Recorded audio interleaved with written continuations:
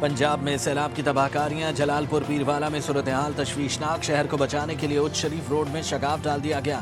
تیز بہاؤ کے باعث پانی موٹر وے M5 کے ٹنل سے ٹکرا گیا۔ چشتیاں میں سیلاب سے درجنوں دیہات شدید متاثر، گھر گر گئے، فصلیں سیلاب کی نظر ہو گئیں۔ کبیروالا میں سیلاب کی بے رحم لہریں کسانوں کے خواب بہا لے گئیں، ہزاروں ایکڑ پر فصلیں ڈوب گئیں۔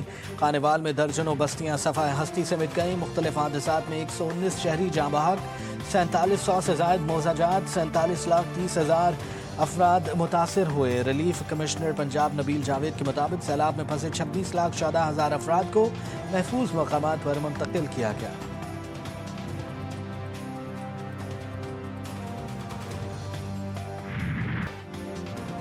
دکھر بیراج پر اونچے درجے کا سیلاب برقرار، سیلابی ریلے کوٹری بیراج کی طرف بڑھنے لگے۔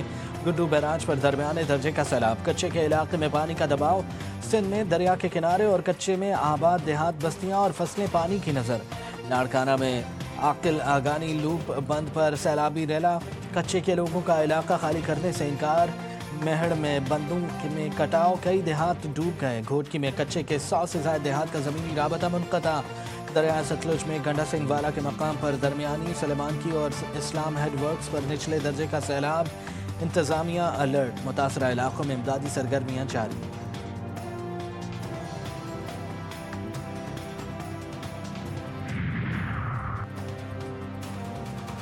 پنجاب میں کینسر کے علاج کے ایک نئے اور جدید دور کا آغاز، وزیر اعلیٰ پنجاب مریم نواز نے صوبے کے پہلے کوآگولیشن کینسر ٹریٹمنٹ سینٹر کا افتتاح کر دیا۔ مریم نواز نے کہا، کینسر کے علاج کے لیے جدید ٹیکنالوجی سب سے پہلے پنجاب نے متعارف کروائی۔ جدید ٹیکنالوجی سے 2 مریضوں کا کامیابی سے علاج ہو چکا ہے۔ کینسر کے مریضوں کے لیے علاج امید کی کرن ہے۔ کینسر کے مریضوں کے علاج کی جدید سہولیات کی فراہمی ترجیح ہے۔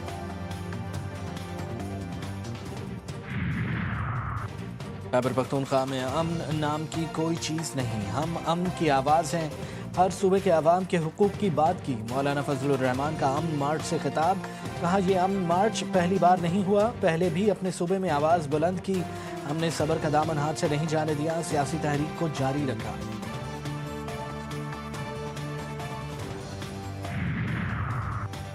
کراچی کے علاقے بحران ٹاؤن میں گھر میں کرنٹ لگنے سے باپ بیٹا جاں بحق، شناخت 65 سالہ سلطان شاہ اور 18 سالہ بلال کے نام سے ہوئی، لاشیں اسپتال منتقل کر دی گئیں۔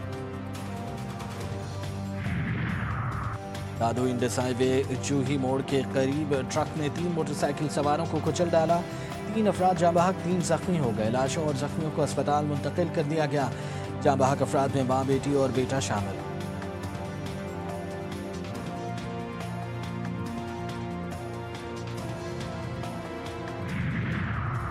پاکستان شوگر ملز ایسوسی ایشن کی اپیل پر سپریم کورٹ میں سماعت، عدالت نے شوگر کارٹل کیس دوبارہ کمیشن کو بھجوا دیا۔ اصل شو کاز نوٹسز کی بنیاد شوگر کیس کی سماعت کرنے کا حکم، کمپٹیشن کمیشن کو شوگر کارٹل کیس کی دوبارہ سماعت کا اختیار مل گیا۔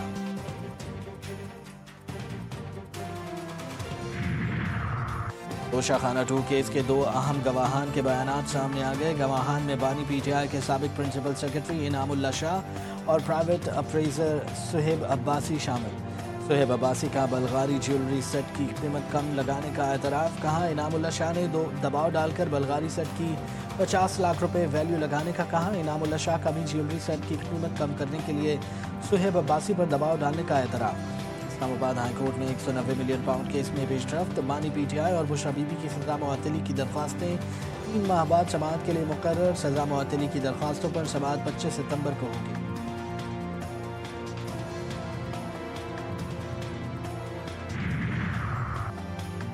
9 مئی کے 10 مقدمات میں پی ٹی آئی کے 18 رہنماؤں کو اشتہاری قرار دے دیا گیا۔ اے ٹی سی راولپنڈی نے عمر ایوب، شبلی فراز، احمد چٹھا، کمل شوذب، راشد شفیق سمیت 18 ملزمان کو اشتہاری قرار دیا۔ ملزمان کے اشتہاری مختلف تھانوں میں درج مقدمات میں جاری کیے گئے، 18 اکتوبر کو رپورٹ طلب۔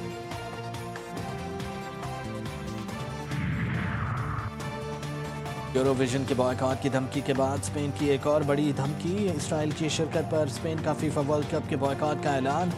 سوشلسٹ پارٹی کے ترجمان نے پارلیمنٹ میں بیان دیا کہ اسرائیل نے فٹ بال ورلڈ کپ کے لیے کوالیفائی کیا تو اسپین کی قومی ٹیم اس ایونٹ کا بائیکاٹ کرنے پر تیار ہے۔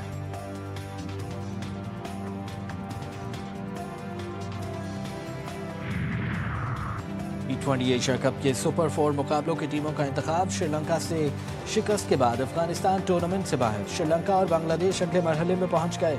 लंकन टाइगर्स ने अहम मुकाबले में अफगानिस्तान को 6 विकेट से शिकस्त दे दी। 170 रन का हदफ 4 विकेटों के नुकसान पर हासिल किया।